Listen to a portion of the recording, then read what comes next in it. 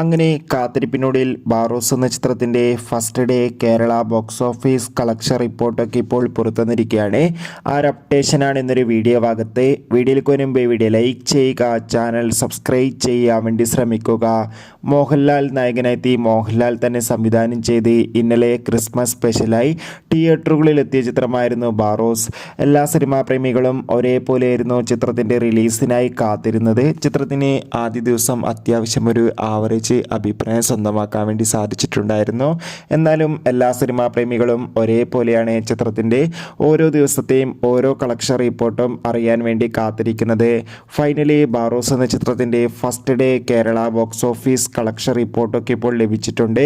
ആദ്യ ദിവസം അത്യാവശ്യം ഒരു ആവറേജ് ബുക്കിംഗ് നടന്നുകൊണ്ട് തന്നെ ബാറോസ് എന്ന ചിത്രത്തിന് ആദ്യ ദിനം ഇപ്പോൾ ഇതാ ഒഫീഷ്യലായി 4,07,00,000 രൂപ കളക്ഷൻ ലഭിച്ചു എന്നാണ് റിപ്പോർട്ടുകൾ സൂചിപ്പിക്കുന്നത്. എന്തായാലും ചിത്രത്തിൻ്റെ കൂടുതൽ ബോക്സ് ഓഫീസ് കളക്ഷൻ റിപ്പോർട്ടിനായി നമുക്ക് കാത്തിരിക്കാം. ചിത്രം കണ്ടവരുടെ അഭിപ്രായം കമൻറ്റ് ചെയ്യുക. ഡിസംബർ മാസം ഇനിയും ധാരാളം ചിത്രങ്ങൾ OTT റിലീസ് ചെയ്യുന്നുണ്ട്.